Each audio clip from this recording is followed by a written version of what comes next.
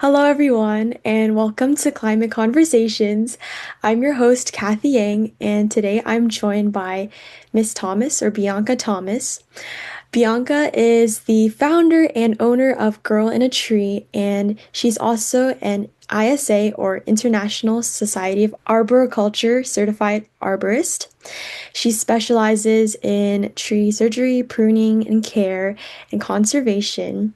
She has a blog page, YouTube channel, and website where she shares her experiences and knowledge about trees. She has worked with various trees, including giant sequoias, old growth coast redwoods, strangler figs, and more. Would you like to add anything?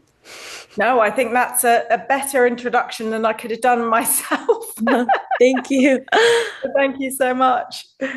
Um, so you've had a very interesting journey with trees and your work with trees. Could you talk about your personal connection and how you ended up bonding with and pursuing this journey? Yeah, gosh. I mean, it's been quite the journey, Kathy, because Hmm. I come from a sort of cultural background where academia was really prioritized. So, Hmm. um, this would have been, gosh, sort of 30 years ago now. And when we were Wow. at school, we Hmm. had to choose between science or the arts. And, I always really enjoyed both of those things. So I liked science, but I also really liked language and design. But that wasn't an acceptable route. So I Hmm. ended up going down the path of sort of hard academia because that was, in the hierarchy of subjects, the hard sciences were Hmm.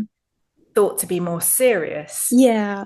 And I ended up um, training through the scientific method and going into molecular biology for human um, sort of diseases and vaccine research at universities. Yeah. I just found it very unfulfilling. Hmm. You're sort of confined indoors and you're pipetting small molecules around, and that's that kind of curiosity for understanding how things worked, they were pushed out of you. And Hmm. yeah, I tried to sort of pivot into sports science because that was something that I found really interesting. And that got me into working with humans and systems. And, Oh, wow. that was better, but not ideal. And there wasn't a load of funding for it. And I think it was a personal crisis. Hmm. Not everybody has them, but Hmm. mine was around meaning. Like I wanted to find meaning in my work. And it was trees that kind of helped me out of that crisis. And I just thought, and I didn't know how they did it or why, but I really felt there was this kind of intuitive thing about trees and nature, and not necessarily, we can't always understand exactly what's going on, but Hmm. it just made me want to have a life where I was working in nature and trying to understand it from that point of view rather than a human going, this is what we're going to do to you, tree. We're going to intervene in this way for our Yeah. benefit. Hmm. And that was the start of the journey quite recently for me. It was, 5 years ago now. Oh, wow. Very But I recent. absolutely love it. And it's a slightly different approach because I always try and look at trees and ask, what can you teach me? What can I learn from observing trees, like really observing them? And that takes time. It's Hmm. not, you can't always make these quick judgments about trees. They work on their tree time scale, and Yeah, humans much work on bigger. our human time, and it's a Yeah. very different thing. And so that was really the birth of Girl in the Tree. Wow. That's really special. Like you Yeah. found a sense of fulfillment and you take a very holistic approach, I think. What emotions would you say you feel when you work? Like When you say that like a tree, like you listen to what the tree says, could you elaborate more on that and like how they teach you like life lessons? Yeah, and you can project whatever you want with that. So there's a kind of binary thinking, isn't there, in Mm-hmm. where you have the hard scientific rigor and then Mm-hmm. the spiritual side. But I'd say that I actually use both those systems. Um, so, example, when you're working on a tree, in a tree, you there's certain things you can't learn from the ground because you're in this canopy and you have to trust the tree to a degree. Mm-hmm. You know, you're Oh. tied into this tree and you're moving with the tree, and your life is dependent on that tree. So you form a kind of trust to it. Oh, okay. But often fear or the human workings of the mind, it creates things that aren't there. So I do like the science of trees because it Mm-hmm. teaches you about the properties of wood, and some trees are more brittle than others. Um, and what's its natural habit? How does it want to grow? Mm. So there's definitely, rigorous science in that. But then there's this kind of a feeling that you get from trees like, oh, that doesn't feel quite right. It's not moving the way that a tree should move, and that's Mm-hmm. your kind of warning system kicking in. But the emotions when you're climbing into a canopy of a tree is this thing is older and wiser than you, and Mm-hmm. that we Oh. have a lot to learn from them. And it's not the conventional approach of most arborists where you get a spec sheet and you have to do a reduction of this amount and you just hack off branches. I think you can use the two systems well to Mm-hmm. work with trees. And I'm still refining and defining it all the time. Mm-hmm. I have to always ask myself, is this like a fear response or is this something genuine? Mm-hmm. Wow, that's really nice. Yeah, definitely finding a balance between like science and then personal Yeah. emotional connection. Yeah. Yeah, because I think trees are nature, aren't they? And we're part of nature, but trees aren't just these standalone organisms. They're connected to everything else. And whether your religion is science or something else, Mm-hmm. we always come back to that same unifying thought that we're all connected. I don't think you Yeah. can refute that, Mm-hmm. whatever belief system that you have. Mm-hmm. And that's always quite humbling to be part of. Yeah. Trees are like genuinely connected to everything. Like the research shows like the fungi networks beneath the ground and even like connected to the ecosystem. It's a critical part of the ecosystem and even to us as humans, very critical resources. Yeah, and just, we're finding out things all the time. And this is Hmm. why working with, the coastal redwoods and the giant sequoias, like we are finding out all these things all the time through climbing them. Hmm. Uh, Douglas firs, for example, there was a study that came out by, I think it was Alana Chin and Lucy Kahulis at Humboldt University, and Hmm. they found these blue-green algae in the Oh, leaves of these yeah. trees that they think are important for capturing water. And Hmm. we don't know anything about this. Hmm. So I think just having that humility to understand that we don't always know best, and we Hmm. don't always know. And science will always be a little bit behind that because we have to test these hypotheses, Yeah. rigorously. And sometimes we can't find answers. We just find more questions. Yeah. There's so much to learn because Yeah. they're so much older than us, like these trees. They have so much to offer. Like you said, like even new studies are always coming out. Yeah. Yeah, and I think trees are actually incredibly good doctors of themselves. They shed limbs when they need to, and they self-prune, Oh, and wow. their foliage dies off in droughts, and they know what they're doing, but Mm-hmm. it's just on this longer time scale than we're used to dealing with humans. And the world has got so mad, I think, for sure in the UK, that reactive thinking, and we want answers and certainty. And I Mm-hmm. don't, part of being a human is that we can't always have that. Mm-hmm. And Wow. that's one of the things they've really taught me. It's okay to just sit in that space of not knowing, and let's intervene when we definitely know this thing is Mm-hmm. true. And if we're not sure, let's just give it a bit more time. Mm-hmm. So definitely taking time and waiting, being in the Yeah. moment and like appreciating And them. I think Yeah. just the skill of observing is quite difficult for us Mm-hmm. as humans as well. We Yeah. want to fill in the gaps, and we want to know why this thing does this thing. Mm-hmm. And we're always projecting answers onto a situation, but Mm-hmm. nothing in nature really does that. Yeah. That's a human construct, I think. Yeah.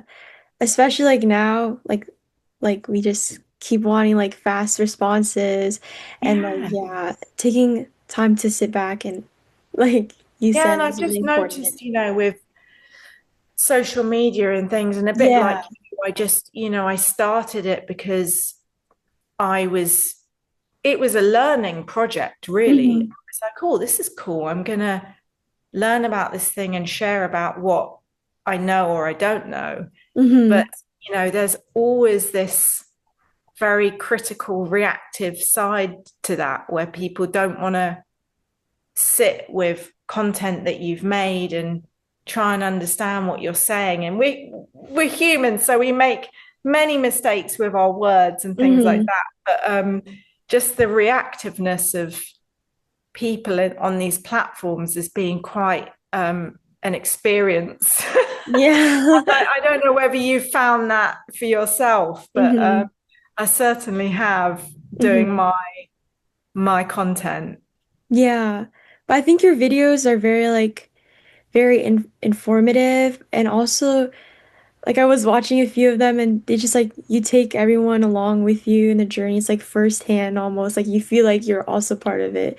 So your content is really nice. Like yeah. Oh, thank you. Yeah. Appreciate that. Yeah, I just I realized it's such a privileged position to be able to climb these trees. And trees like the giant sequoias, if you're just walking around the groves, you can't know what's up there. Mm-hmm. The coastal redwoods, these are just hugely tall trees, and you look up and you can't imagine what's up there. And Mm-hmm. I wanted to expose people to that a little bit, because I think they're probably the best trees for inspiring awe in people. And Mm-hmm. I realized that when people care about trees, that in itself is quite a good intervention for getting them to be a bit more restrained in what they do to the trees as well. So I just Mm-hmm. saw this tool of inspiring like awe as quite a good conservation strategy. Mm-hmm. And Definitely. I wanted to just lean into that, because I think often the conservation strategy can be around fear and no, Yes. stay Yeah. out and don't get close to the tree and don't touch the tree. And I was like, no, come on, like come with me. Let's Let's, climb the tree. maybe you Yeah. can't touch the tree, but Mm-hmm. let's see what's up there. And Mm-hmm. that felt Wow. quite an important way to do it. Mm-hmm. You bring like a different perspective, like you're up there. Definitely different from being like down here because these trees are so tall. Yeah. Yeah, you can't, you just, when you go up these old growth giant sequoias, and the tops are broken out and they've all this reiterative growth, and just it's not, you can't, I don't know if you could imagine that being on the ground. And it's just a nod to how resilient and adaptive they are. And I think that there's a nice lesson there, isn't there, that Hmm.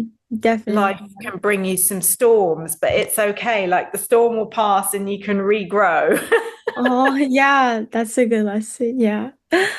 Um, I guess pivoting a bit, could you share some of your personal favorite moments or favorite trees even that you've worked on? Yeah. Yeah, do you know, it always comes back to these very big, very tall, very old trees. Uh, Hmm. so my favorite trees probably, we're not meant to say that as tree appreciation, but um, yeah, it comes back often to the redwoods because Hmm. the first giant sequoia, really big one that I ever climbed was in California. It was with an Oh. organization called Ancient Forest Society, and we have them in the UK, Hmm.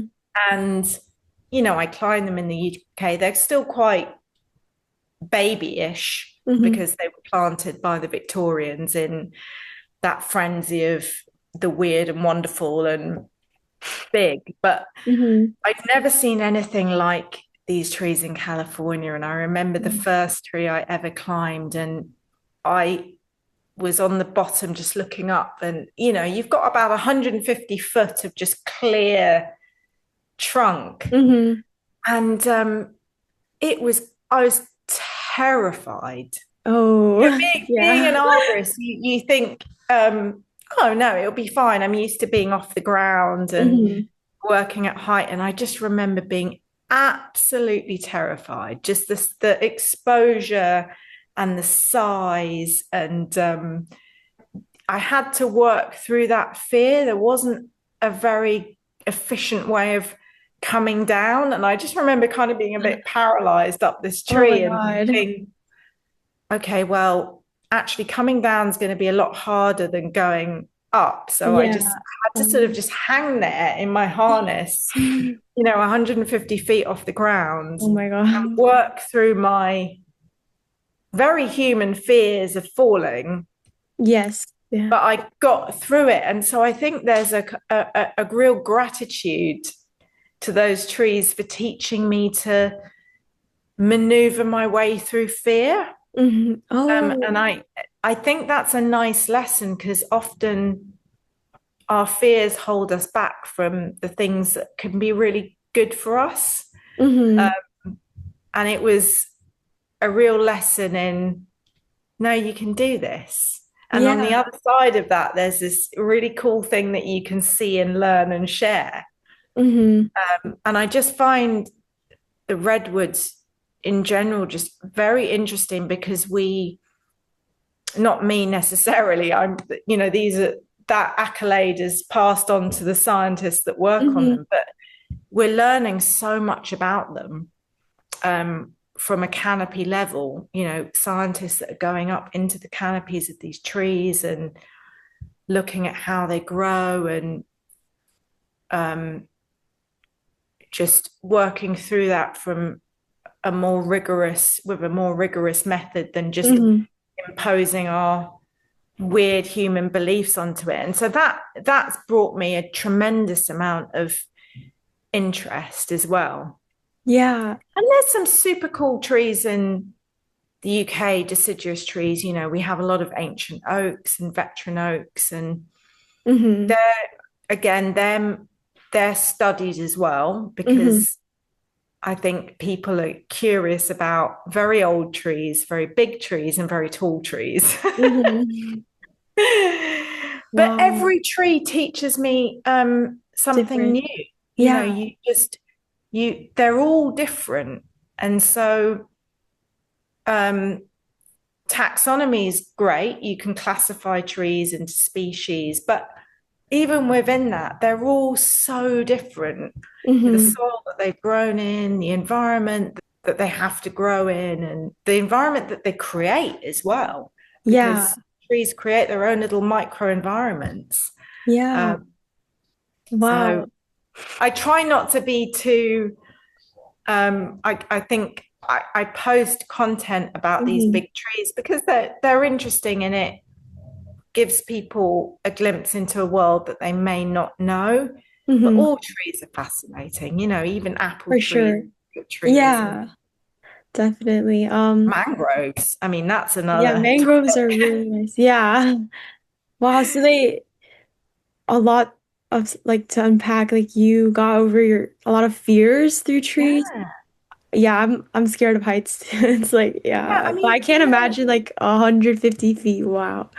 Takes a but this lot of is the thing, courage. like, it's not talked about in my industry because it's a traditionally very masculine industry and it's all Hmm. about speed and productivity and big saws and social media platforms, they push that because there's the wow factor to it. Hmm.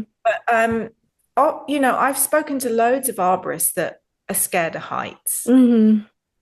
And they may not want to go out their way to climb these very tall and very big trees, but it's not uncommon to find people that work in this industry and they're scared of heights. Hmm. But you can work through it. And I'm not saying that that happens every day, but it can just come out of nowhere. Hmm. I was in an oak tree the other day and it wasn't a particularly big tree, but very spready. And, I was just kind of over checking all my Yeah. equipment. And I don't think that's a bad thing. Hmm. It's a potentially dangerous job. So I think it's okay to have a bit of fear. Hmm. Yeah, that's what And keeps also you I'm not grounded. 20, so I came into it in my 40s. So there's a Mm. kind of I have a very real sense of my mortality. Yeah. Oh. Yeah. You actually mentioned a heat wave before. Um, I don't know, are there any like patterns you've been noticing or like have the trees you've been working on like are they impacted by this? Because I know in my neighborhood like recent years it's just like a lot of like replanting because a lot of like these trees have died and they're not even like that old yet, but there's just like a lot of replanting going on due to changes in climate. Yeah. What's your neighborhood?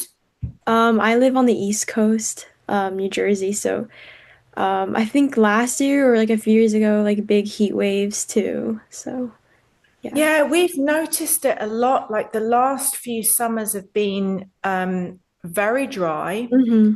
um, and we've we often get quite wet sort of fall and winters as well. So Hmm. you have these extremes of climate and certain trees just that they're not doing well in that.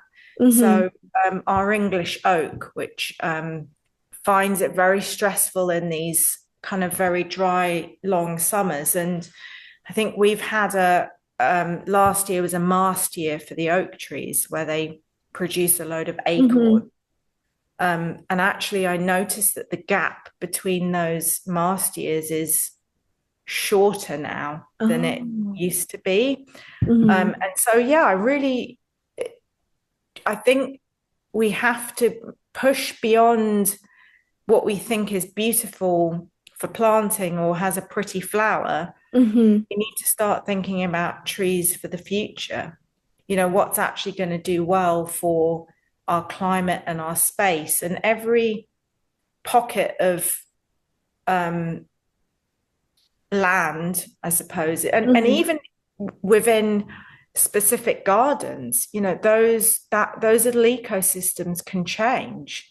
So I always try and if we do have to remove a tree that's seriously in decline, I'm always trying to get clients to understand that let's plant something that's more suitable for these conditions Hmm. moving forward rather than what has pretty flowers or looks nice or Yeah. you think is going to suit your garden. And I was I had this thought, just recently, there's a real British obsession with symmetrical trees Oh. and very manicured gardens. And Hmm. I do wonder, I think that's a cultural thing from our history of gardening and Hmm. Victorian gardening and very manicured hedges and topiary and things like that. But we need to try and just get beyond that. Yeah. Because now, I mean, I love the heat, but lots of people are really struggling. And those that call us in because they don't like the leaves falling on their driveways or Mm-hmm. houses, they're now very grateful for their trees. So Hmm. they provide so much for us, shade and um, better infrastructures for soils and things like that. Yeah. We really have to start thinking about Hmm. rather than just Yeah. the aesthetics of a nice garden and symmetrical trees and so Hmm. on. And I part of my, work is a lot of it is like educating clients. Like, do we need to do a full crown reduction or can we just focus, because every time you make a pruning cut in a tree, you're wounding the tree. Yeah. And so are there ways we can get around that? That these are the Hmm. kind of questions that I am trying to answer in my head. Yeah. But it's hard because there's a lot of pushback Mm. from the aesthetic that people think that they want and then decide that they don't want that. Hmm. And you can't have you can't prune trees to make them smaller and expect them to stay calm because they're Yeah. going to want, with our deciduous trees, they want to put back that leaf volume. Hmm. And often that's what you get when you prune oak trees and ash trees very heavily. They just put this immense amount of growth back very quickly. And it takes time for that growth to reorganize back into its natural architecture. So, yeah, it's a challenge. The challenge is mostly conveying that information to people that own these trees. And Hmm. so that's Yeah. why I'm always looking for ways. How can I get you to love your tree? Because when you love it, you'll care Hmm. for it. Yeah. So definitely like looking more into, like you said, considering what actually benefits the environment and what would thrive in the environment Yeah. instead of just like aesthetic purposes. And also there's lots of people that do amazing climate modeling, Hmm. uh, and that's beyond my intellectual capacity to do that. But we don't have a magic ball as well for these things. So I think, um, but we kind of know that we are moving. It depends on where you are. For example, in the UK, certainly in the southeast, we're looking at more kind of semi-arid Mm. conditions. So more sort of Mediterranean species will do well. But yeah, it depends on where you are. I can't say that's the golden rule for everywhere. So Yeah. it's understanding your site, and your Hmm. site might just be your garden or specific pockets in your garden as well.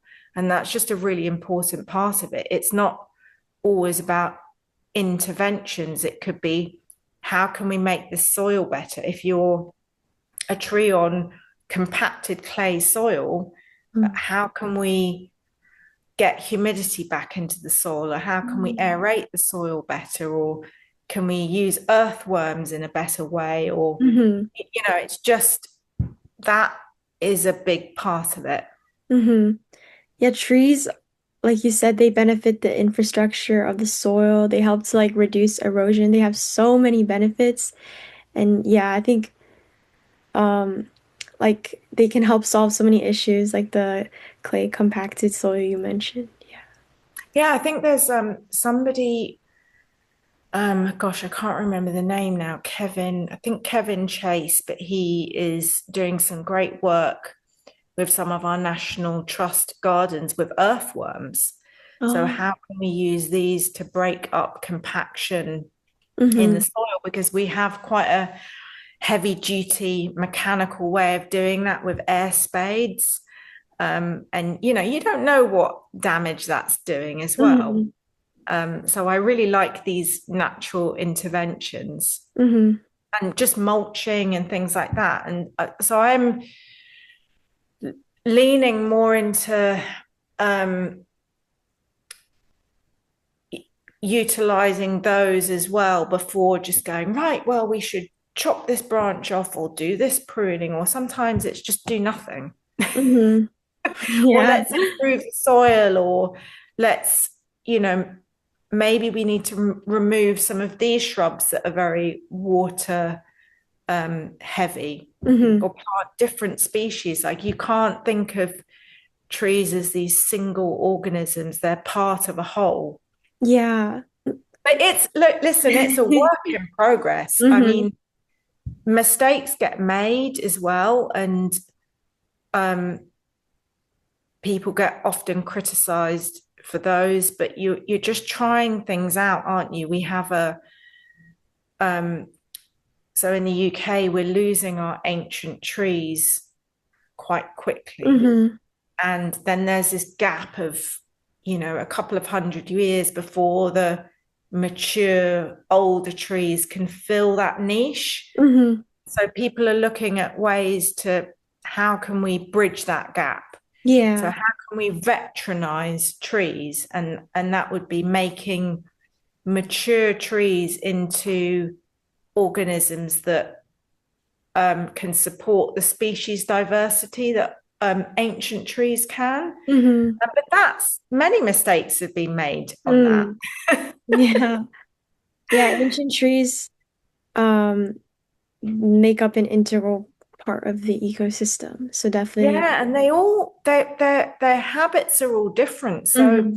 an ancient oak tree will generally become smaller and more squatter. It grows a secondary crown Oh. lower down, so the tips start to die back. The crown grows closer to the ground. It starts to hollow out. It sheds limbs. So an ancient tree can often have quite a young crown, which is just a very normal that's part of its Mm-hmm. strategy to keep living. Mm-hmm. Whereas a giant sequoia or a coastal redwood, they grow upwards, don't they? And their tops Yeah. break out and then they grow, younger growth, but Mm-hmm. they're different strategies for essentially doing the same thing. They just want to keep growing and staying alive. Mm-hmm. So Very insightful. Yeah. yeah, it's Um, really interesting. I mean, um there's a part of me that I'm quite fearful of making mistakes, but mhm, it's part of the sadly it's part of the learning process. mhm, There was Alex Shigo, he really brought forth the idea of how trees compartmentalize with their four walls. And this was done, back in the 1970s. But he, in the process of him learning about that compartmentalization process, so it would be if you wound a tree, how does it respond to that wound? So mhm, trees don't heal in the way that humans do, but they seal off their wounds.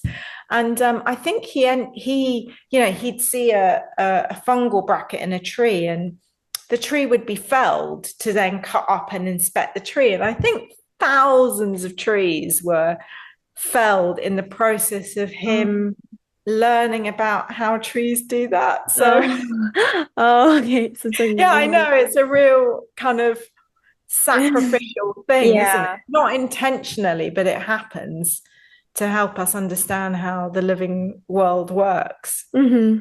Definitely. Um, if you could give some pieces of advice for anyone interested or just enthusiasts or any last like final comments or anything? Um, you know, I think, I'm in an industry Mm-hmm. that is dominated by men. Yes. And I've had the most amazing allies that have been men that have supported me Mm-hmm. and helped me on my knowledge journey and skill journey. But I still believe it's a fantastic industry for all sorts of people. And I am saddened that women are put off from it Mm-hmm. or um, just, I know many that have been one way or the other just bullied out of it. Aw. And I suppose that makes me really sad because I Mm-hmm. think there is room for sensitive, restrained people in this industry, as well as people that will just do whatever they need to do. Mm-hmm. And so I just think, if anyone was thinking of careers with nature and they're like, oh, I'm not strong enough, I'm not fast enough. I think that's not true because I Mm-hmm. came into it in my 40s and I'm not a 20-year-old, you know, young 90-kilo man. But um, there's there needs to be spaces for these people to work with trees. It's really Mm-hmm. important that we have thoughtful people doing that kind of work as well. Yeah. Um, and it's just finding the right environment as well. If you come into it and you get bullied. I mean, I got pretty badly bullied for the first Oh, few I'm years that I sorry. worked in it, but that doesn't mean it's not for you. Mm-hmm. It's just sadly persevering until you can find that kind of supportive learning environment for you to work well in. Yeah. I would love to see more women coming into the industry. Yes, definitely. I think you're a great example of Oh, like persevering. Yeah.